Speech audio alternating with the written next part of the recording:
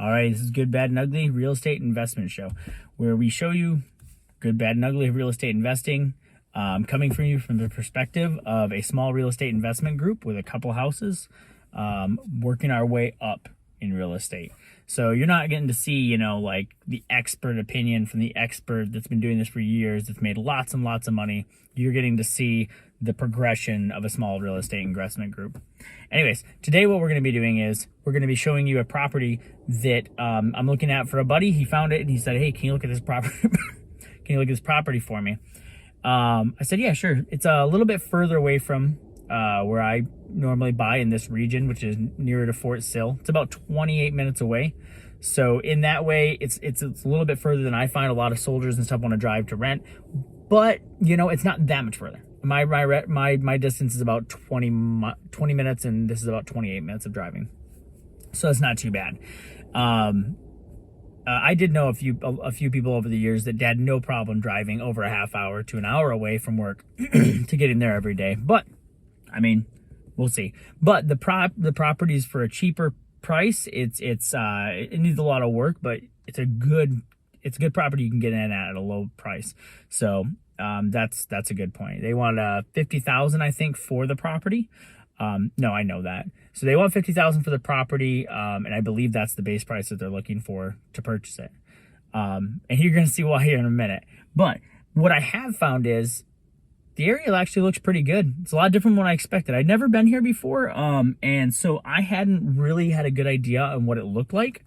But at the same time, I assumed, based on what I've seen from it through pictures of this little town, that it was kind of like a gutter town. I thought it looked horrible, right? You get on Zillow and you look around a little town because it's nearer to where you buy, and you're like, like I wouldn't buy there. That place is nasty. There ain't nothing but broken down trailer houses around there. But actually, it's completely the opposite. There are quite a few fancy, beautiful, large homes. This house is actually one of the only houses that looks like this. Everything else here, the reason we didn't see anything else for sale here is because they're all big, nice, beautiful homes. And so this is like the ugly duckling. So anyway, we're going to get right into it. I'm going to show you what this property looks like, what we look for, what actually matters when you're looking over a property and you're willing to put in the work and effort to fix it up, and what doesn't matter, and how it's absolutely opposite of what you expect. Most people that I run into, they expect a lot of things to be the deciding factor on whether I would choose a house, and they look at it and they say, "No way, Jose. Like, I would never touch this." And I look at it and I say, this is a gold mine. Now, I'm not talking about this house specifically. We're going to get into it. I haven't even gotten my car yet. So without further ado, let's get this party started. I'm not sure. It's quite windy out today. I don't know if you're going to be able to hear me super well. I'll try to keep the camera closer to my face. I hope that I don't blast you out if it is not that hard. So this is the property, right? Look at that house. Isn't it beautiful? All right, we're going to come over here. Oh, geez. Look at that. It's a dead, whatever that is, with the shield. All right, so the first thing I'm looking for is, obviously all the windows are busted out and everything. First thing I'm looking for is the structural integrity of the house. So I'm going to look at the roof from a distance, and I'm going to say, okay, does this house look like it's tipping? Does it look like the roof is uneven? Does it look like one side's dipping and one side's not? But I don't see that on this house. So cool. I'm also going to follow the entire perimeter of the house. I'm going to be, especially with this house, there's no brick on the side, which is a little bit harder for me to tell on whether there's foundation issues. But as I'm following this perimeter, I don't know if you can see this, but I don't see any lower cracks so far. We'll see what this house looks like all the way around. Also, what I'm looking at from the outside is I'm looking at the ground. We're going to look and see if the ground has any dry and cracking ground in specific areas that show whether it has or has not had standing water for long periods of time, because we're worried about flooding. Now, I'm not going inside the house because that's breaking and entering. This house is for sale. I can drive up, walk up, and look around it. But going inside the property is breaking and entering because I don't own the property. So I'm not seeing any cracks in the foundation. It looks like it is slab construction. which gives you a little bit better idea without going underneath the house on what it is like under there. No massive cracks. It's actually a newer house. It's an amazing thing, and this is the question. I'm also not seeing any cracking in that dirt like we were talking about. Interesting. Huh. They put new siding over top of old wood wall. That's what it looks like anyway. There are newer windows, double pane, so everything's newer. So in that case, when you look at this house, you think, okay, so if it's a newer home and it was built to code, which will be, more verified through the purchase process. If it was built to code and it was built newer, you can almost guarantee that the electrical is going to be updated, the plumbing is going to be updated, it's not going to be falling apart, and it's not going to be difficult to fix, and it's not going to give you a lot of problems. The roof looks newer, so that's probably going to be good to go for you. They are double pane windows. I can't go inside, but we can look inside. Now the inside is destroyed. Let me tell you, there's nothing but the rafters. As you can see from here, it's just 2x4 studs and nothing on the floor and nothing for the ceiling. That looks like it was the kitchen. Now here's where it gets interesting, right? All the cupboards are gone. The floor is the walls are gone. The floor's been stripped, and all the cupboards are gone except for the upper cupboards. And what I've seen before in houses is they usually do that when there's been flooding. So that's the question. Did the house flood? Why and how? So that looks pretty good. Let's look into a couple more windows, into a couple more rooms, see if we can get any ideas here. I'm not seeing water damage on the 2x4 studding from what I can see. Like I said, there's not any space in this area with standing water that would concern me. Give a little bit of a look-see there. The electrical, what's left of it, does seem to be up to date.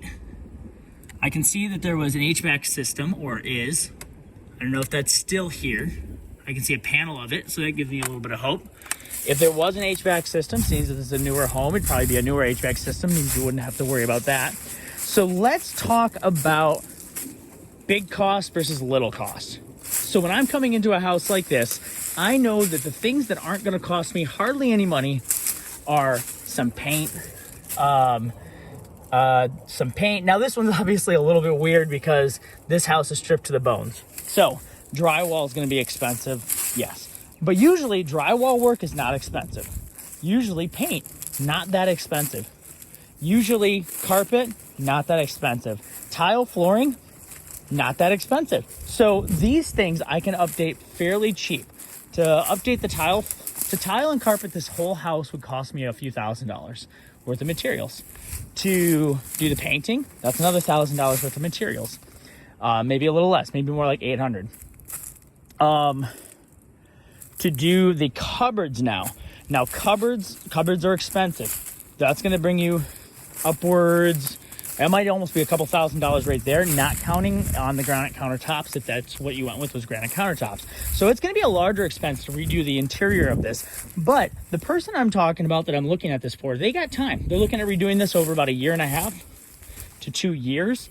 So that's not as big of an issue for them because they have the time to do it.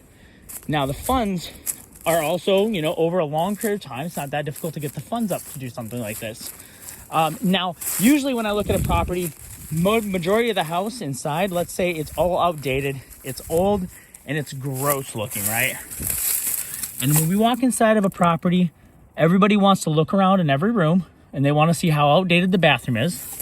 They want to see how outdated all the walls are and the trim. They want to smell and be like, oh, it smells. And they want to say, you know what? This house is disgusting. I would never purchase it. But when I walk into a property, looks like actually somebody cut all the electrical and stripped it. I'm not entering. Cut all the electrical and stripped it. So that might be an issue. Plumbing also might have got stripped out of this property, which is weird because it's not anywhere near inner city. So I wouldn't think that would happen. Cool thing is it's slab foundation, so they can't take what's under the slab. So what I'm looking at with this property, usually when I look at a property, all those things that they're talking about, the new paint, the new carpet, doing some tile work, updating bathroom fixtures and stuff. I go to cheap locations. I order things online. I go to Dirt Cheap. I'm gonna walk around the property while we're talking. I find certain things for cheap, so it's not that big a deal. Here are the large cost factors. How much am I gonna have to put into the roof? How much am I gonna have to put into the foundation? How much am I gonna have to put into the under the ground plumbing? So underground plumbing, big issue, right? You have to dig up under there. You can do it cheaply if you're willing to put in a lot of labor. You can cut holes in foundation and get under there too. So anyway, septic field, septic tank. And these are all things you can check in general. So septic field, septic tank, HVAC system. HVAC system is going to cost you around $6,000 minimum.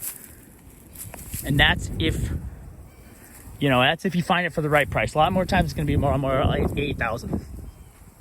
So those are the high ticket items. Usually if I don't have those issues presenting themselves to me, then I'm not that awful worried about it. Electrical, if the electrical's out of date, that's going to be expensive.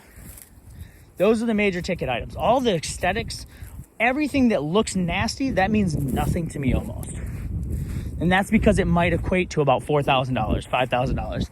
I can redo everything that doesn't look pretty for about $5,000.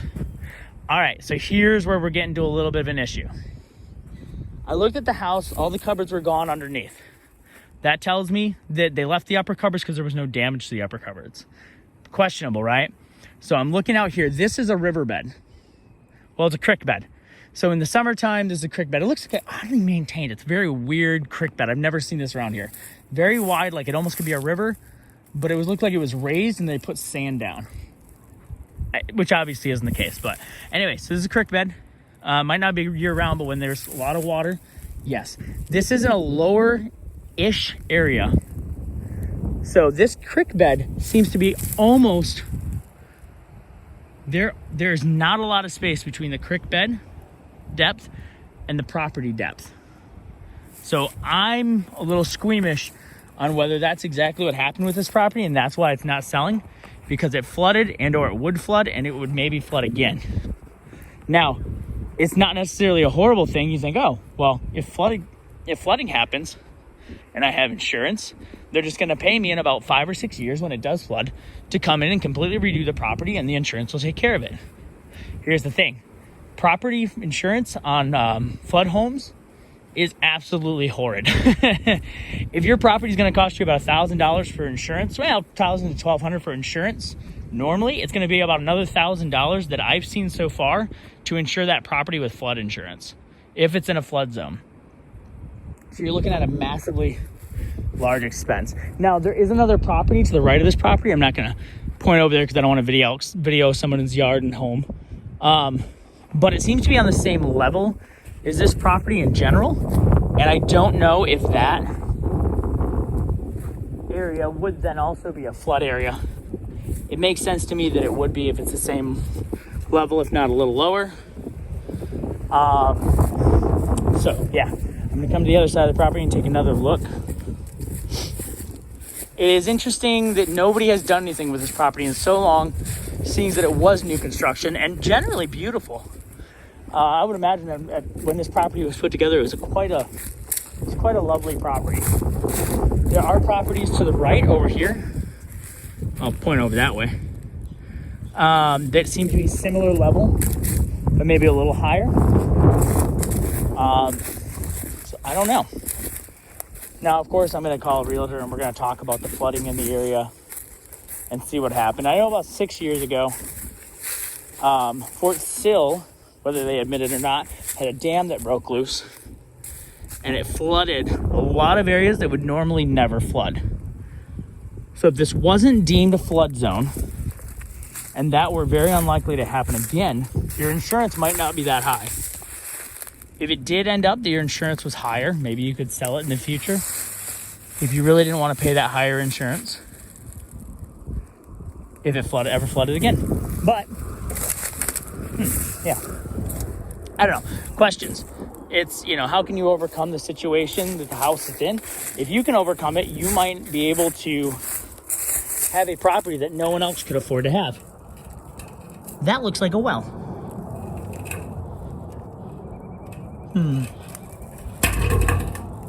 Interesting. It's a very deep, it's probably about 40 feet deep, personally placed well of some sort. More recent too. The pipe looks like it's coming from over there. Clues. We're looking for clues, right? I think we're over here. What is this? It's an old well setup. So that begs the question too, does this house even have water?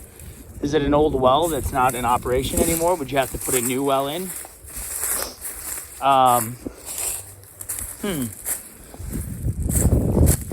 Now you're gonna put in the work and effort into a property like this to just even inspect it and to verify whether it would ever work for you. And you might call that a waste, but it's actually all just part of the process. I've looked over and inspected probably around 100 homes now, if not more.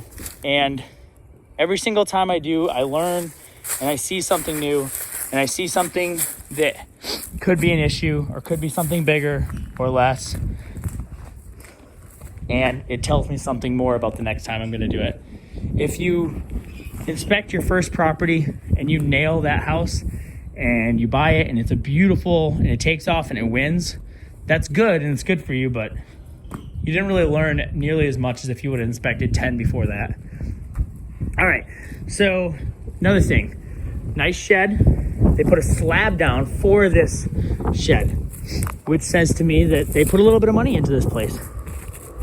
They have 2 more large sheds, overhangs. They like their vehicles. They obviously wanted to store some stuff around here. So they put a little bit of money into this. I don't know. All right, so that's gonna be it for the video of the property, but let's do a little neighborhood driving.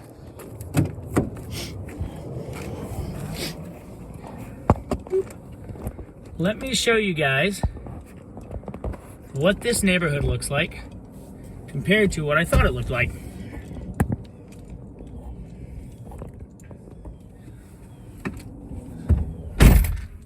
And adjust this a little bit.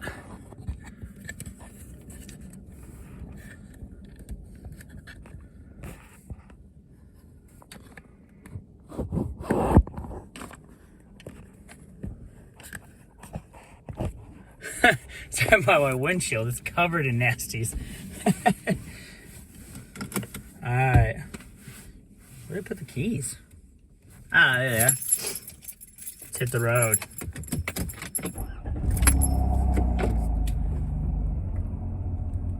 I'm also going to review the footage when I get home, and I'll be able to take and use that to kind of look over the property again and think through some more situations that could or could not affect this property. When I come back to do the actual inspection of the property with a realtor, a lot of times I will whip out a camera, take some pictures. So this video isn't too odd for me. I'm usually doing something like this anyways. It's always good to be able to reference back. When I do inspections, I take tons of photos so that I can reference back for actually putting together a cost estimate on repairs and remodel. All right, first we're gonna go right. As you guys can see, this is a country neighborhood. I thought it was gonna be like a nasty, broke down little city-ish neighborhood. It really was not. There's a beautiful home to my left, a nice house to my right next to the creek. The creek seems to come around it and come back. There is a trailer house on the right. That's the first property I've seen that I really don't like the looks of.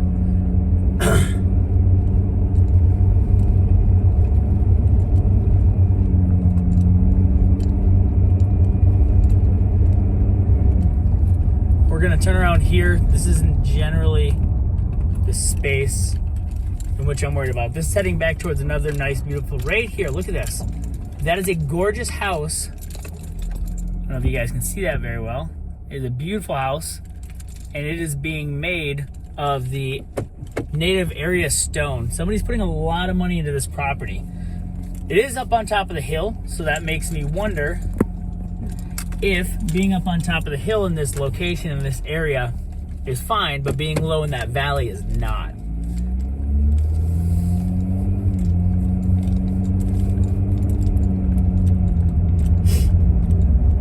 So yeah, this is the thing you guys want to do too. You're going to want to drive around the neighborhood, see what it looks like. If I was in the inner town area, I'd be driving around looking at the different houses, looking at the area, looking at what people look like, what they're living like. It says you are in a community neighborhood watch area. So they have a neighborhood watch in this location. I mean, that shows good. That shows they care about their community, and that also shows that that they, you know, there are people here that want to put up signs and actually like show that this is an area which is loved. Just here to the left and right, I don't know if you can see it very well, there are beautiful large homes just across the bridge at a similar level, but not quite as low as that property. And these are beautiful big homes. I'm talking probably to build like $300,000 to $400,000. It says a lot for the area. That specific spot, maybe that was just a horrible mistake. It is and does seem to be the lowest property in the area as far as with the water table, and that might have been a mistake. Maybe that's that property's big issue. We'll look further into it and see.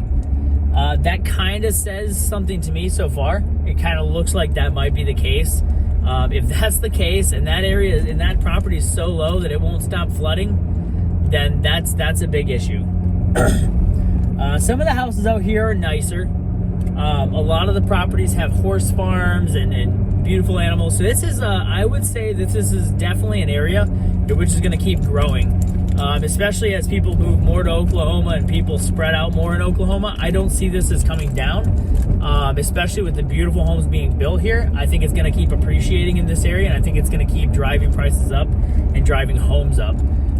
There's a huge movement into this space from California, larger into Texas, and the upper, more beautiful states. But as those spaces become filled with homes that are appreciating in value and costing more all the time, it's just going to drive people to spaces like this, where it's still beautiful, it's still wonderful property, and they can get in at a cheaper price. So I don't see the values going down in this area. I see them coming up. And so the neighborhood looks great. Let's recap a little bit. Neighborhood looks great. Property looks great. House looks great. Gonna cost quite a bit to redo it, especially with a lot of the innards being needed, especially if it needs an HVAC system. You might be looking at $30,000 to remodel that entire property. And it sounds like a lot, and it is a lot. But if you have time and you have space, that $30,000, say you add that on top of that $50,000 property. So you have $30,000 on top of $50,000 property, $5,000 to close. That means you're looking at $85,000 total into that property over the course of a year and a half. And now the property is going to be worth about $160,000 to maybe even $180,000. So the equity build of that property is huge. Now the only question we're looking at is this: is it going to flood on you in 3 years? And that I don't know yet. In my mind, I would not currently purchase the property because that is too big of a what if for me. And I don't like that. Now, the location, I'm going to be looking back at this location again because I do like that. All right, so that's the end of this video. Hope you guys enjoyed it. I hope you guys got a lot out of it about doing your first initial look at a property.